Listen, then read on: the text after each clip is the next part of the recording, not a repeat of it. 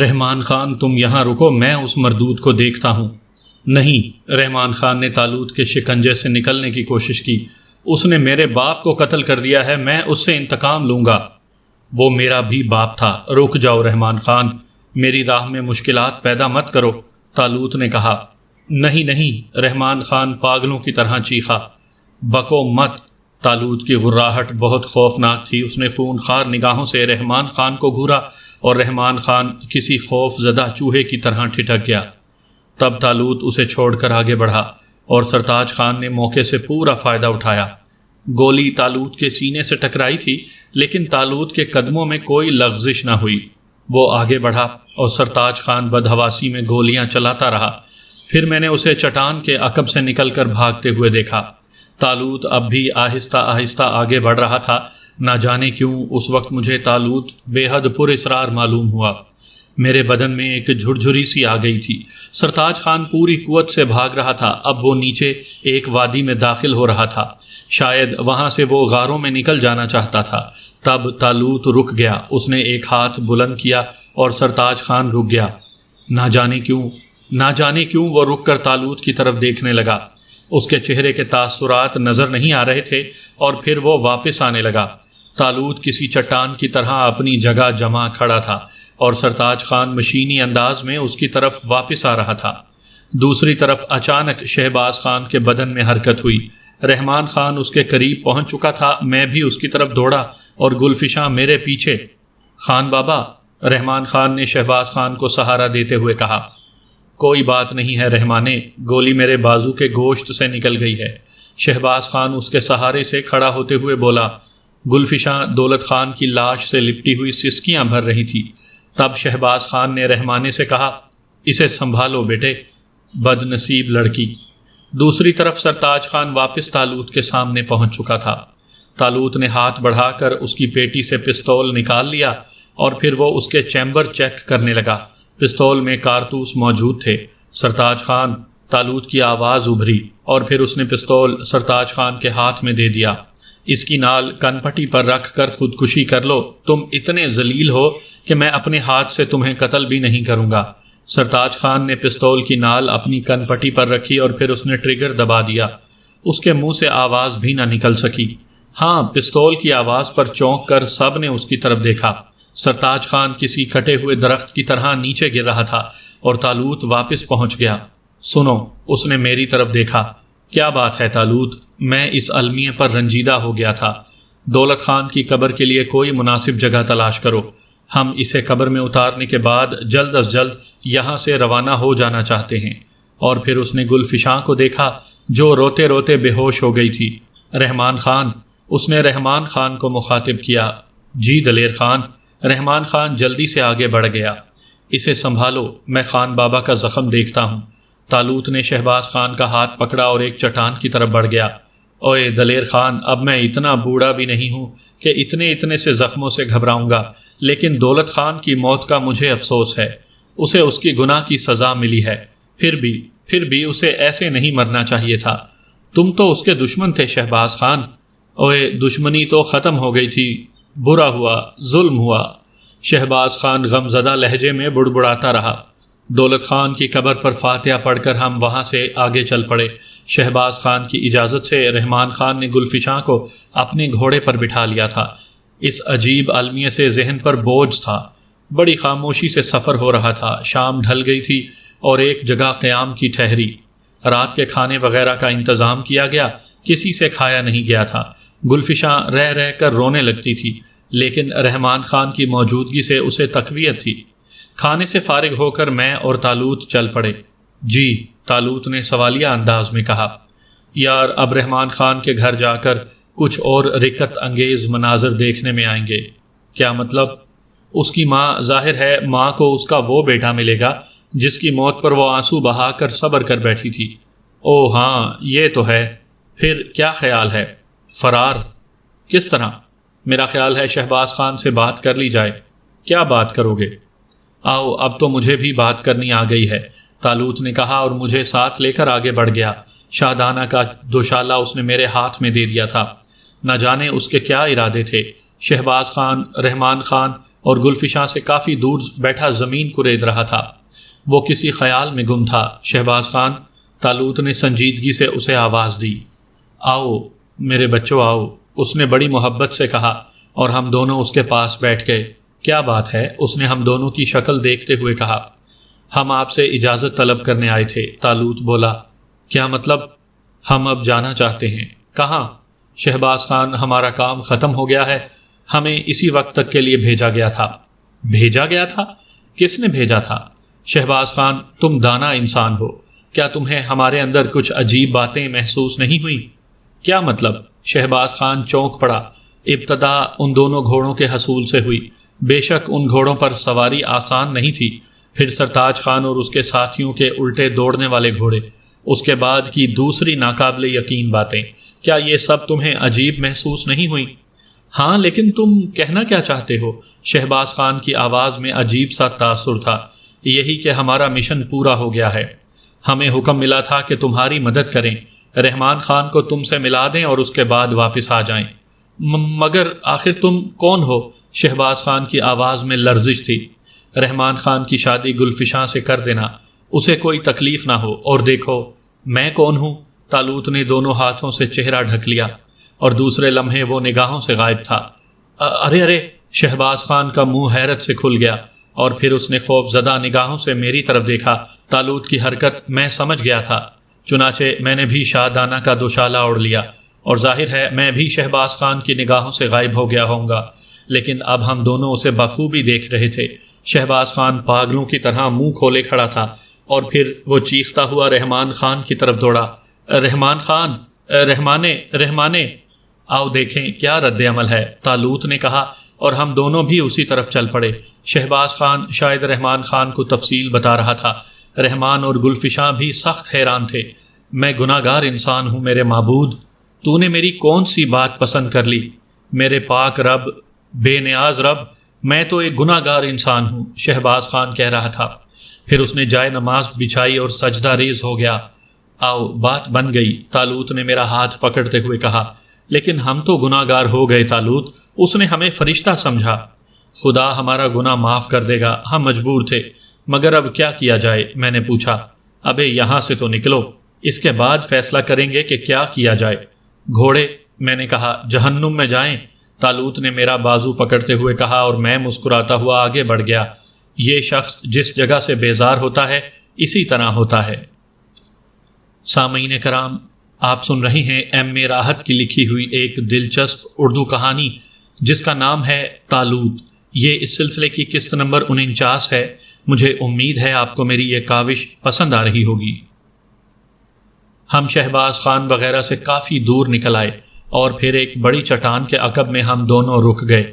آؤ اوپر بیٹھیں گے، طالوت نے کہا، اور ایک مناسب راستے سے چڑھ کر ہم مسطح چٹان پر پہنچ گئے۔ صاف ستھری چٹان پر بیٹھ کر میں نے منہ اٹھا کر تازہ ہوا پھیپھڑوں میں بھری اور پھر اسی چٹان پر دراز ہو گیا۔ طالوت گھٹنے سکوڑے بیٹھا تھا۔ کافی دیر اسی طرح گزر گئی، تب میں نے ایک گہری سانس لے کر طالوت کو مخاطب کیا اور طالوت میری جانب دیکھنے لگا۔ بہت گہری سوچ میں ہو، کیا بات ہے؟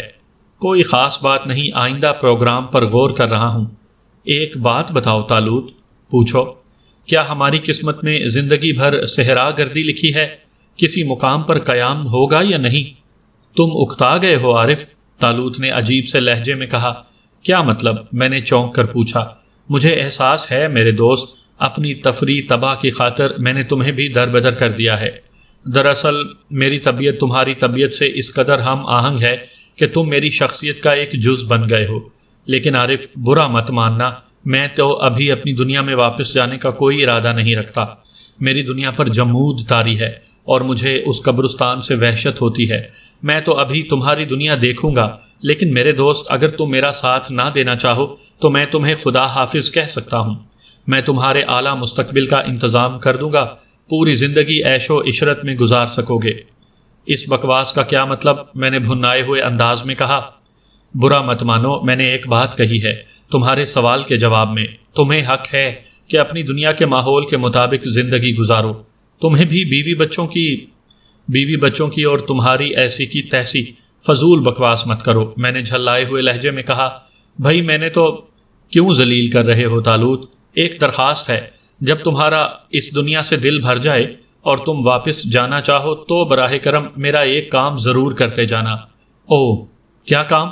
راسم سے کہہ کر کوئی ایک ایسا سریع الاثر زہر میرے لیے مہیا کروا دینا جسے کھانے کے بعد تکلیف کا کوئی احساس نہ ہو اور انسان کچھ سوچے سمجھے بغیر مر جائے۔ میں تم سے علیحدگی کے تصور کے چند لمحات بھی نہیں گزار سکتا۔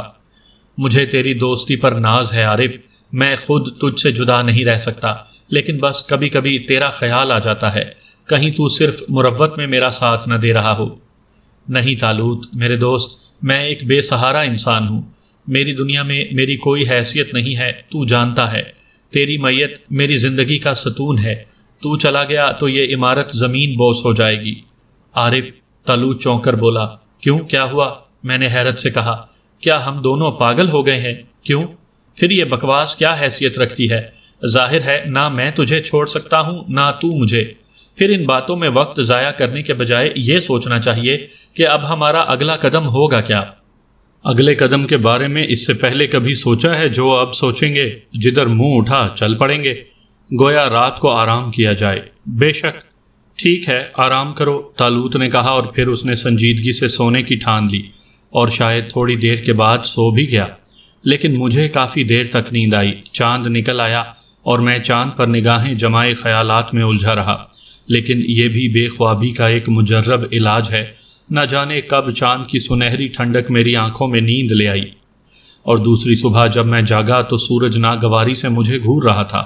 میں نے گردن گھما کر طالوت کو دیکھا، وہ اٹھ کر بیٹھ گیا تھا۔ حیرت کی بات یہ تھی کہ چٹان کے عقب میں نیچے کی سمت 2 گھوڑے کھڑے ہوئے تھے۔ مجھے دیکھ کر وہ مسکرایا اور بولا، اٹھو، کافی دیر تک سو لیے؟ ہاں، میں ایک انگڑائی لے کر اٹھ گیا۔ چٹان کے آخری کونے پر پانی کے برتن وغیرہ رکھے ہوئے تھے۔ طالوت نے اس طرف اشارہ کیا اور میں ضروریات سے فارغ ہونے لگا۔ منہ ہاتھ دھو کر جب میں طالوت کے پاس پہنچا تو وہ دسترخوان کے سامنے بیٹھا تھا اور دسترخوان پر عمدہ قسم کا ناشتہ موجود تھا۔ او، میں نے معنی خیز انداز میں گردن ہلائی۔ آج کی ضیافت راسم کی طرف سے ہے، طالوت نے مسکراتے ہوئے کہا۔ ظاہر ہے، میں نے طویل سانس لی اور پھر ہم دونوں نے اطمینان سے ناشتہ کیا۔ یہ گھوڑے یقیناً سرتاج خان کے بھگوڑے سپاہیوں کے ہوں گے، خود بخود آ گئے تھے بیچارے۔ میں نے پرتپاک خیر مقدم کیا۔ طالوت مسکراتے ہوئے بولا۔ خوب، میں ہنسنے لگا۔ ناشتہ کرنے کے بعد کافی دیر تک ہم لوگ ادھر ادھر کی گپیں ہانکتے رہے۔ بہت سے لوگ زیر گفتگو آئے اور پھر طالوت نے دور، بہت دور پہاڑیوں کی طرف اشارہ کر کے کہا، ان پہاڑیوں کی دوسری طرف کیا ہے؟ میں نہیں جانتا، کیوں نہ ادھر کا رخ کیا جائے؟ جیسا پسند کرو، میں نے جواب دیا۔ ٹھیک ہے، ادھر ہی چلیں گے، طالوت نے کہا۔ سر تسلیم خم ہے، میں نے جواب دیا، اور طالوت دور سے دھوئیں کی مانند نظر آنے والی پہاڑیوں کو دیکھنے لگا۔ پھر وہ اٹھ گیا اور تھوڑی دیر کے بعد ہم گھوڑوں پر سوار خراما خراما اس طرف جانے لگے۔ چاروں طرف بے آب و گیاہ پہاڑوں کے علاوہ اور کچھ نہ تھا۔ بڑا خشک سفر تھا۔ میں نے طالوت کی طرف دیکھا، اس کا باقاعدہ سفر کرنے کا ارادہ تھا، ورنہ اس کے لیے کیا مشکل تھی کہ پلک جھپکے اور ہم پہاڑوں کے نزدیک ہوں۔ لیکن موڈی جن تھا، اس نے صرف گھوڑوں پر قناعت کی تھی، چنانچہ پورا دن سخت تکلیف میں گزرا۔ جب شام کی ہوائیں اندھیرے کو کھینچ کر لانے لگیں تو ہم ایک سبزہ زار میں پہنچ چکے تھے۔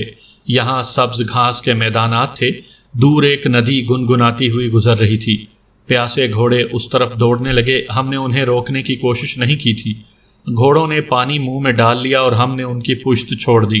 طالوت چاروں طرف دیکھ رہا تھا، کہیں کہیں خود رو درخت اگے ہوئے تھے، بڑی بڑی چٹانیں دور دور تک بکھری پڑی تھیں۔ عجیب سا علاقہ تھا، پر اسرار اور خوبصورت۔ عمدہ جگہ ہے، اس نے کہا، اور ہم نے قیام کے لیے ایک جگہ منتخب کر لی۔ وہ پہاڑ زیادہ دور نہیں تھے جنہیں ہم نے صبح کو دیکھا تھا۔ بڑے خوبصورت پہاڑ تھے، ان کی چوٹیوں پر سفید سفید برف کی ٹوپیاں نظر آ رہی تھیں۔ برف پگھل چکی تھی، ورنہ یہ سارے پہاڑ ہی برف پوش ہوتے۔ موسم بھی نہایت عمدہ تھا، طبیعت میں شگفتگی پیدا ہو گئی تھی۔ ایک عمدہ سی جگہ بیٹھ کر ہم نے پاؤں پھیلا دیے اور رات کی چادر ماحول پر آ پڑی۔ سورج غائب ہو گیا تھا، آسمان پر ابر کے ٹکڑے سر جوڑنے لگے تھے۔ بارش، طالوت نے آسمان کی طرف دیکھ کر کہا۔ میرا خیال ہے بارش نہیں، برف باری۔ بڑا حسین منظر ہوتا ہے۔ ہاں، مجھے بھی پسند ہے، لیکن میرے عزیز، اگر یہ برف باری ہو ہی گئی تو کیا رات برف کے ذرات سے ہم آغوش ہو کر گزاری جائے گی؟ یہاں بہت سی چٹانوں کے سائبان موجود ہیں، کہیں بھی پناہ لے لیں گے۔ ہاں، میں نے ایک طویل سانس لی، بھوک لگ رہی ہے۔ راسم، طالوت نے دائیں طرف رخ کر کے کہا۔ آقا، راسم نگاہوں کے سامنے تھا۔ کھانے کا وقت ہے، کیا پیش کروں؟ راسم نے کسی ویٹر کے سے انداز میں پوچھا۔ اپنا آرڈر نوٹ کرا دو، طالوت نے ہنستے ہوئے کہا۔ راسم مجھ سے زیادہ بہتر جانتا ہے، میں نے بھی ہنستے ہوئے جواب دیا۔ جاؤ یار، لے آؤ جو دل چاہے، طالوت نے کہا، اور راسم نے گردن جھکا دی اور پھر وہ نگاہوں سے اوجھل ہو گیا۔ تھوڑی دیر کے بعد راسم نے تازہ گرم اور لذیذ کھانوں کے ڈھیر لگا دیے اور ہم کھانے میں مشغول ہو گئے۔ ابھی کھانے سے فارغ نہیں ہوئے تھے کہ برف باری شروع ہو گئی۔ ننھے ننھے سفید ذرات آسمان سے ہماری طرف لپکے اور ہم مسرت سے انہیں دیکھنے لگے۔ قدرت نے انسان کی دل بستگی کے لیے کیا کیا سامان مہیا کیے ہیں، طالوت آسمان کی طرف دیکھتے ہوئے بولا، اور پھر اس نے جلدی سے گردن جھکا لی۔ برف کے ذرات آنکھوں میں آ پڑے تھے۔ کھانے سے فارغ ہو کر ہم ایک چٹان پر جا چڑھے۔ چٹان پر برف بکھری ہوئی تھی، ایک ہلکی سی تہ۔ ہم اس پر بیٹھ گئے اور نیچے کی برف ہمارے جسموں کی حرارت سے پگھلنے لگی۔ ہمارے شانوں پر، سر پر اور جسم کے دوسرے حصوں پر برف کے ذرات جم رہے تھے، اور جب ہم انہیں جھاڑتے تو سفید برادہ سا بکھر جاتا۔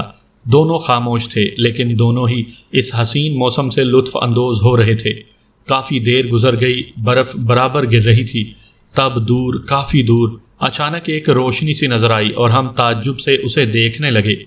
عارف، طالوت نے مجھے مخاطب کیا۔ ہاں، روشنی دیکھی؟ ہاں۔ کیا ہے؟ پتہ نہیں۔ او، وہ دیکھو، اس چٹان کے عقب سے روشنی ابھر رہی ہے، طالوت نے کہا۔ میں بھی اسی طرف دیکھ رہا تھا۔ ایسا لگتا تھا جیسے ایک ایک کر کے بہت سی مشعلیں روشن کی جا رہی ہوں، اور پھر روشنی کا ایک دائرہ سا بن گیا۔ اٹھو، طالوت نے کہا، اور میں بھی غیر اختیاری طور پر اٹھ گیا۔ ہم دونوں روشنی کی طرف بڑھنے لگے اور تھوڑی دیر کے بعد ان چٹانوں کے نزدیک پہنچ گئے جو عجیب ساخت کی تھیں۔ کئی چٹانوں نے مل کر ایک پیالہ سا بنا لیا تھا۔ ان کے رخنوں سے گزر کر اندر جایا جا سکتا تھا۔ ہاں، اگر کوئی اوپر سے اترنے کی کوشش کرتا تو مشکل پیش آتی، کیونکہ ان کے اندرونی سرے ڈھلوان تھے۔ پھر ہم نے چٹانوں کے اوپر کچھ انسانی سائے ابھرتے دیکھے اور ہم جلدی سے آڑ میں ہو گئے۔ کوئی دلچسپ معاملہ ہے، طالوت نے میرے کان کے قریب سرگوشی کی۔ یقیناً چٹانوں کی بلندی سے یہ ہمیں دیکھ سکتے ہیں، آؤ ان کی نظروں سے اوجھل ہو کر چلیں۔ ٹھیک ہے، میں نے تائید کی، اور چند منٹ کے بعد ہم پوشیدہ حالت میں چٹان کے ایک رخنے کے اندر داخل ہو گئے۔ اندر تقریباً 20 آدمی موجود تھے۔ یہ لوگ جانوروں کی کھالوں کی جیکٹیں اور چست پاجاموں میں ملبوس تھے۔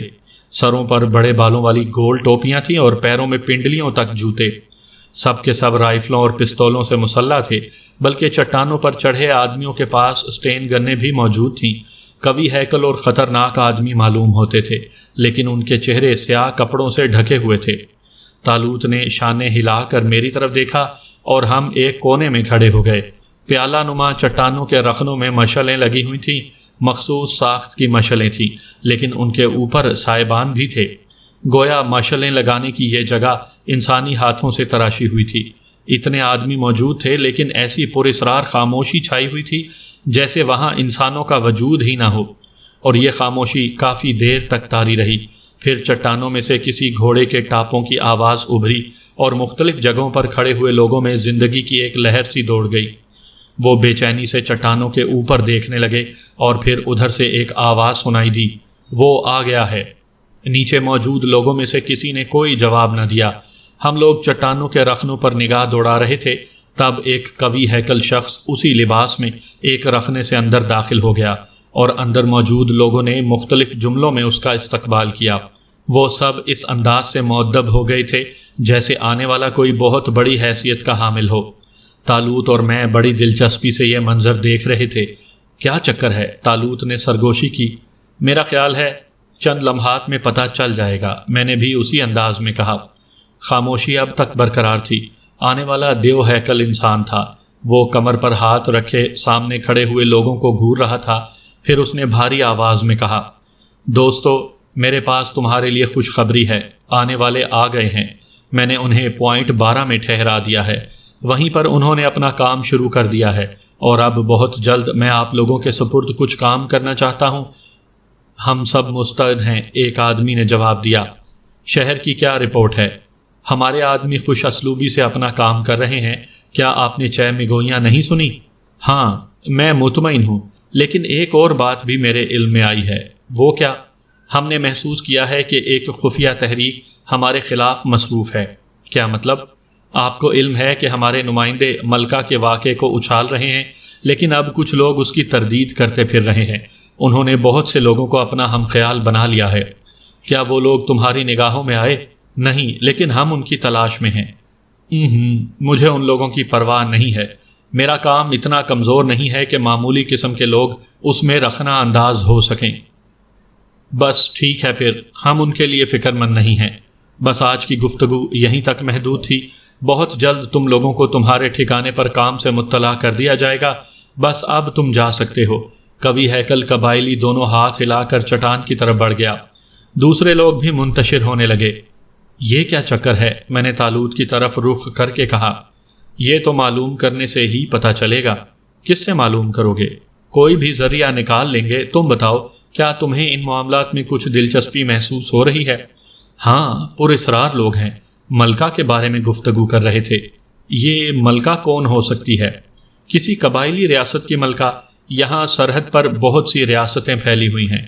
میں نے جواب دیا، یار عارف، معاملات دلچسپ رخ بھی اختیار کر سکتے ہیں۔ یقیناً۔ تو پھر بسم اللہ، آؤ چلیں۔ وہ سب نکل چکے ہیں۔ ان کی فکر مت کرو، راسم ان کے بارے میں بتا سکتا ہے، طالوت نے لاپرواہی سے کہا، اور پھر ہم بھی چٹان کے رخنے سے باہر نکل آئے۔ تھوڑے فاصلے پر ہمارے گھوڑے خاموش کھڑے تھے۔ سمجھدار جانوروں نے آواز نہ نکال کر ہمارے ساتھ تعاون کیا تھا۔ ہم اپنے گھوڑوں کے نزدیک آ گئے۔ طالوت اپنی اصلی شکل میں آ گیا، اور میں نے بھی شاہدانہ کا دوشالہ اتار دیا، اور پھر ہم گھوڑوں پر سوار ہو ہی رہے تھے کہ اچانک چٹان کے اوپر سے ایک آواز سنائی دی، خبردار، تم 2 پستولوں کی زد پر ہو اور میرا نشانہ کبھی خطا نہیں ہوتا۔ ہم دونوں ہی بری طرح اچھل پڑے تھے۔ ہاتھ بلند کر دو ورنہ زندگی سے ہاتھ دھو بیٹھو گے۔ آواز پھر آئی۔ آواز کی نسوانیت چھپی نہ رہ سکی تھی، لیکن اس میں صفاقی تھی۔ ایسا لگتا تھا جیسے بولنے والی جو کہہ رہی ہے وہی کر گزرے گی۔ طالوت نے مجھے اشارہ کیا اور پھر خود بھی ہاتھ بلند کر دیے۔ اے تم، آواز نے شاید مجھے مخاطب کیا تھا، کیونکہ اب ہم اسے دیکھ بھی سکتے تھے۔ اس نے پستول سے میری طرف اشارہ کیا تھا۔ یہ رسی لو، اپنے ساتھی کے ہاتھ مضبوطی سے پشت پر باندھ دو۔ اس نے ایک رسی میری طرف اچھال دی اور پھر طالوت سے بولی، چلو تم دونوں ہاتھ پشت پر کر کے گھوم جاؤ۔ طالوت نے دونوں ہاتھ پشت پر کیے اور گھوم گیا۔ سنو، میرے پورے بدن پر آنکھیں ہی آنکھیں ہیں۔ اگر تم نے کوئی حرکت کی تو مفت میں جان کھو دو گے۔ کیا ہم ان آنکھوں کو ٹٹول سکتے ہیں؟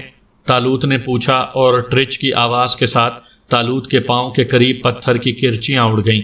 اس نے بے آواز پستول سے فائر کیا تھا۔ بکواس سے پرہیز کرو، مجھے تم میں سے صرف ایک کی ضرورت ہے، لیکن اگر میرا کام ہو جائے تو ممکن ہے میں تم دونوں ہی کو زندہ چھوڑ دوں۔ ہم میں سے کون سا پسند ہے؟ طالوت نے پوچھا۔ اگر اس کے بعد تم نے بکواس کی تو میں تمہیں زندہ نہیں چھوڑوں گی۔ آواز حد درجہ سرد تھی۔ کمال ہے، طالوت ایک ٹھنڈی سانس لے کر بولا۔ میں نے طالوت کے ہاتھ اس کی پشت پر باندھ دیے تھے، اور چند ساتھ کے بعد میں اس کام سے فارغ ہو گیا۔ اب اس کا اسلحہ نکال کر نیچے ڈال دو، پستول والی نے پھر کہا۔ وہ اطمینان سے چٹان پر پاؤں لٹکا کر بیٹھ گئی تھی۔ اس کے جسم پر بھی ویسا ہی لباس تھا جیسا ہم نے ان مردوں کے جسم پر دیکھا تھا۔ بڑے بالوں والی ٹوپی نے اس کا چہرہ ڈھکا ہوا تھا۔ ممکن ہے اس کے چہرے پر بھی سیاہ نقاب ہو، تاریکی کی وجہ سے نظر نہیں آ رہی تھی، اور پھر برف کا ہلکا سا دھواں ہمارے اور اس کے درمیان حائل تھا۔ ہمارے پاس اسلحہ نہیں ہے۔ بکواس مت کرو، جو کہا جا رہا ہے کرو، چلو جلدی کرو۔ مجھے شرم آتی ہے، میں نے کہا، اور طالوت ہنس پڑا۔ پھر جلدی سے بولا، اس کی باتوں میں مت آنا، جھوٹ بول رہا ہے۔ میرے پاس پستول موجود ہے، اور اس نے میرے ہاتھ بھی ڈھیلے باندھے ہیں۔ یہ دیکھو۔ طالوت نے رسی کھول کر دونوں ہاتھ سامنے کر دیے۔ شکریہ، عورت نے غرائے ہوئے لہجے میں کہا۔ تم اچھے آدمی معلوم ہوتے ہو۔ چلو اب تم کس کر اس کے ہاتھ باندھ دو۔ میں بدماش طالوت کی اس حرکت پر ہکا بکا رہ گیا تھا۔ شرارت کے موڈ میں تھا کم بخت۔ اس نے کس کر میرے ہاتھ باندھ دیے تھے۔ کیا اس کے پاس پستول موجود ہے؟ دو، طالوت جلدی سے بولا۔ حالانکہ در حقیقت میرے پاس پستول نہیں تھا، لیکن وہ طالوت ہی کیا جو میرے لباس سے 2 پستول نہ نکال لیتا؟ طالوت نے 2 پستول نکال کر عورت کے سامنے ڈال دیے۔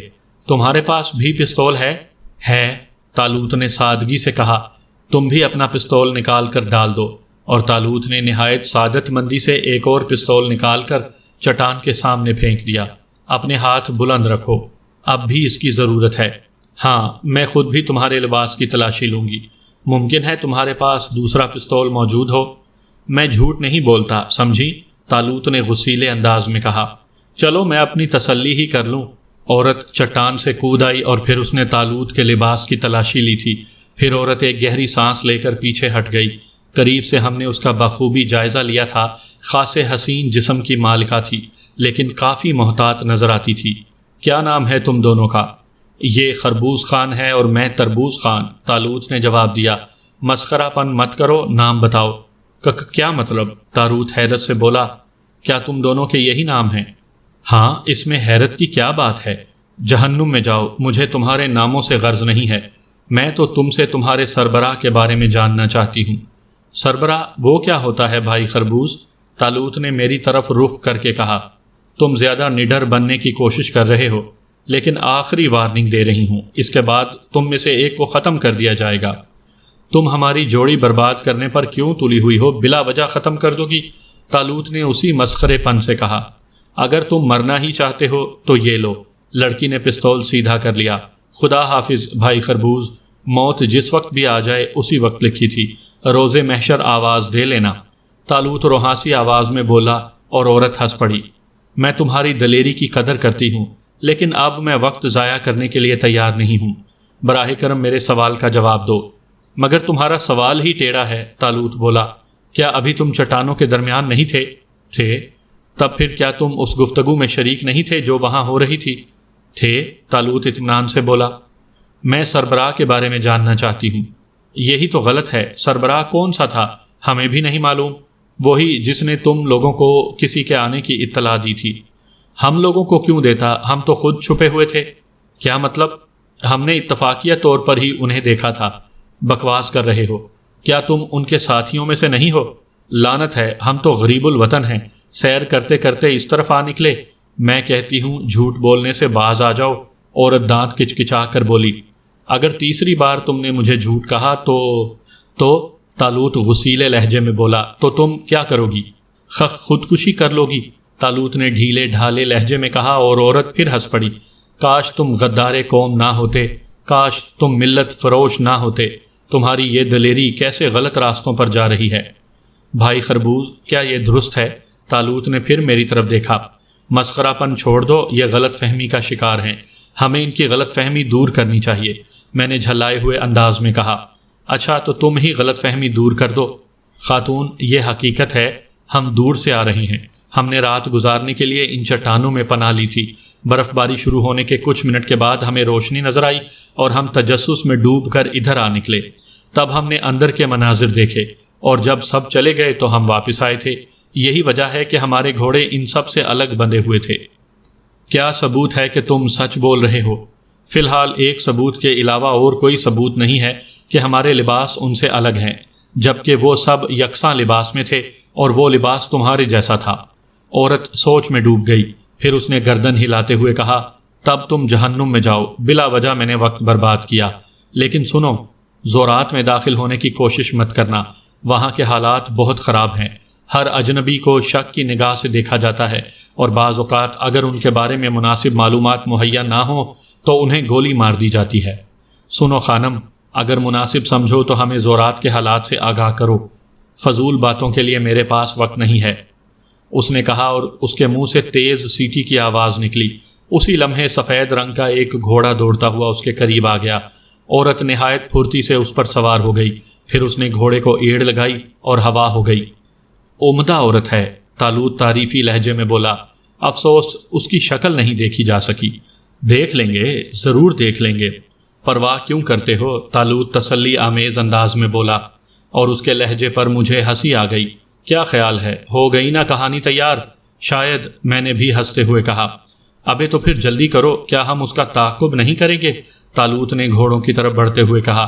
میں بھی اس کے ساتھ ہی آگے بڑھ گیا، اور پھر ہم گھوڑوں پر سوار ہو کر اسی راستے پر چل پڑے جس پر پہلے وہ لوگ اور بعد میں عورت گئی تھی۔ لیکن ہمارے گھوڑوں کی رفتار بہت سست تھی اور ہم بڑے اطمینان سے چل رہے تھے۔ رات کی تاریکی اور برف باری کی وجہ سے گھوڑے بھی سہمے سہمے چل رہے تھے، اسی لیے ہم نے رفتار تیز کرنے کی کوشش نہیں کی۔ طالوت کسی سوچ میں گم تھا۔ کئی منٹ کی خاموشی کے بعد اس نے کہا، کیا تم نے حالات پر کچھ غور کیا ہے عارف؟ کس قسم کے حالات پر؟ میں نے پوچھا۔ بھئی وہ لوگ، ان کی گفتگو اور پھر عورت کی باتیں، کوئی نتیجہ اخذ ہو سکا؟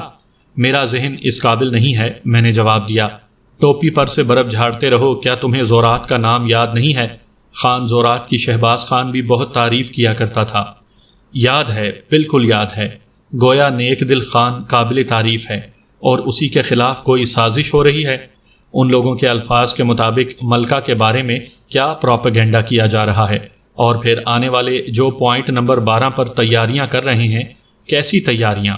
شاید انقلاب لانے کی۔ گویا خان زورات کی زندگی کو خطرہ ہے۔ لیکن ایک پارٹی، اس شخص کے الفاظ یاد کرو، اس نے کہا تھا کہ ایک پارٹی ان کے خلاف میدان میں اتر آئی ہے۔ کیا یہ لڑکی اس دوسری پارٹی کی فرد نہیں ہو سکتی جو ان لوگوں کے تعاقب میں یہاں آئی تھی اور ہمیں ان کا آدمی سمجھ کر ہم سے معلومات حاصل کرنا چاہتی تھی؟ خوب، کیا تمہارے ہاں بھی جاسوسی ناول نگار ہوتے ہیں؟ میں نے حیرت زدہ انداز میں طالوت کو گھورتے ہوئے کہا۔ کیوں، کیا میرے اندازے غلط ہیں؟ طالوت نے جھلا کر پوچھا تھا۔ یہ بات نہیں، لیکن تمہاری نکتہ دانی بہت خوب ہے۔ مسئلہ یہ ہے کہ کیا ہم زورات ہی کی طرف جا رہے ہیں؟ غلط یا صحیح، رخ کا اندازہ کس طرح ہو؟ بکواس مت کرو، بس چلتے رہو۔ تم نے میری زندگی کا مذاق اڑایا ہے، اسے یاد رکھنا، طالوت نے کہا۔ ارے کیا تم ناراض ہو گئے؟ میں نے ہنستے ہوئے کہا۔ نہیں، لیکن میری بات پر غور کرو اور اس کے علاوہ کوئی اور کہانی تیار کر کے بتاؤ، طالوت نے کہا۔ حقیقت بہت جلد سامنے آ جائے گی طالوت، لیکن پروگرام کیا ہے؟ کیا پہلے سے پروگرام بنانے کی ضرورت ہے؟ دیکھیں گے، حالات کو جانچیں گے اور پھر جو بھی مظلوم ہو اس کی مدد کریں گے۔ کیا خیال ہے؟ بالکل کریں گے، میں نے گہری سانس لے کر کہا۔ نہ جانے کون سے ہنگامے جنم لینے والے تھے۔ ہم ان آخری پہاڑیوں کے نزدیک پہنچ گئے اور پھر ایک چھوٹے سے درے سے گزرنے کے بعد جب ہم دوسری طرف پہنچے تو حیران رہ گئے۔ ان زرد پہاڑیوں کے اس طرف، اس ویران میدان سے پرے ایک ایسی خوبصورت دنیا آباد ہوگی، گمان بھی نہ تھا۔ ریاست زورات کا شہر زورات زمرد کی پلیٹ میں رکھے ہوئے سفید ہیرے کی طرح تھا۔ چاروں طرف پہاڑوں پر سبزہ چڑھا ہوا تھا، جس میں اب تھوڑی دیر کی برف باری سے سفید ذرات اٹک گئے تھے، اور اس زمردی محل میں کہیں کہیں سفیدی جمع ہو گئی تھی۔ اونچے اونچے خوبصورت مکانات، لکڑی کے، پتھر کے، جن کی بعض کھڑکیوں سے روشنی چمک رہی تھی۔ سویا سویا شہر، خاموش سا۔ ہم نے گھوڑے روک لیے۔ طالوت اور میں بھی خاموشی سے سامنے دیکھ رہے تھے۔ البتہ ہمارے گھوڑے منہ سے کھر کھر کی آوازیں نکال کر اپنے بدن کو جھٹک کر برف گرا دیتے تھے۔ یہ زورات ہے، میں نے آہستہ سے کہا۔ خاصا بڑا شہر ہے۔ ہاں، میں بھی اسے دیکھ کر حیران ہوا ہوں، مجھے اتنی امید نہیں تھی۔ آؤ عارف، رات کی خاموشی سے فائدہ اٹھا کر ہم اس شہر میں پناہ حاصل کر لیں۔ ممکن ہے دن کی روشنی زورات کے شہریوں کو ہماری اجنبیت کا احساس دلا دے۔ طالوت نے گھوڑا آگے بڑھا دیا اور میں بھی اس کے ساتھ چل پڑا۔ کہاں پناہ حاصل کرو گے طالوت؟ دیکھتے ہیں، طالوت نے لاپرواہی سے جواب دیا اور میں خاموش ہو گیا۔ گھوڑے سست رفتاری سے چلتے ہوئے زورات کے بازاروں میں داخل ہو گئے۔ بازار سنسان پڑے ہوئے تھے، لوگ گہری نیند میں مست تھے۔ بلا شبہ زورات کو ایک جدید شکل دے دی گئی تھی۔ بہت بڑے اور کافی رقبے میں آباد تھا یہ شہر۔ طالوت ایک سڑک سے دوسری سڑک پر، ایک گلی سے دوسری گلی میں داخل ہوتا رہا، پھر وہ ایک بڑے مکان کے احاطے کے سامنے رک گیا، جہاں شہر کا واحد فرد جاگ رہا تھا۔ یہ ایک بوڑھا آدمی تھا جس کے ہاتھ میں حقہ تھا، اور کبھی کبھی حقے کی گڑ گڑاہٹ بھی گونج اٹھتی اور اس کے دھوئیں کی سوندھی بو پھیل جاتی۔ آؤ، طالوت نے کہا اور گھوڑے سے اتر گیا۔ گھوڑوں کی باگ پکڑے ہوئے ہم دونوں مکان کے احاطے میں داخل ہو گئے، اور بوڑھا ٹاپوں کی آواز سن کر اچھل پڑا۔ آ گئے، وہ خاموشی سے بولا اور حقہ رکھ کر ہماری طرف لپکا۔ آہا، آ گئے، آؤ، مجھے یقین تھا تم ضرور آؤ گے۔ دیکھا، میں جاگ کر تمہارا انتظار کر رہا تھا، بوڑھا بچوں جیسی خوشی کے ساتھ بولا۔ طالوت نے گہری سانس لے کر میری طرف دیکھا۔ اغمگانا سو گئی ہے، جاؤ، اندر جاؤ، اسے جگا لینا، ذرا گہری نیند سوتی ہے، خوب جھنجھوڑ لینا۔ مگر رات بیت گئی ہے، کہیں گلاب خان بھی نہ سو گیا ہو۔ مگر خیر، میں اسے جگا لوں گا۔ لاؤ سلفے کے لیے پیسے دو، میرا نشہ بڑی دیر سے اکھڑا ہوا ہے۔ اے دیکھتے کیا ہو، پیسے نکالو، نشے کے ساتھ ساتھ میں تمہاری گردن بھی اکھاڑ دوں گا، ورنہ ہوش و حواس میں رہ کر گفتگو کرو۔ طالوت نے پلٹ کر بوڑھے کا گریبان پکڑ لیا اور بوڑھے کی آنکھیں خوف سے پھیل گئیں۔ گردن اکھاڑ لوگے؟ اس نے خوف زدہ آواز میں پوچھا۔ ہاں۔ لیکن کیوں؟ تم کون ہو؟ طالوت نے پوچھا۔ پوگا جان، بوڑھے نے پھدک کر کہا۔ یہ کیا ہوتا ہے؟ طالوت نے پوچھا اور مجھے ہنسی آ گئی۔ میں ہوتا ہوں، بالکل میں ہوتا ہوں، اس نے اسی انداز میں جواب دیا۔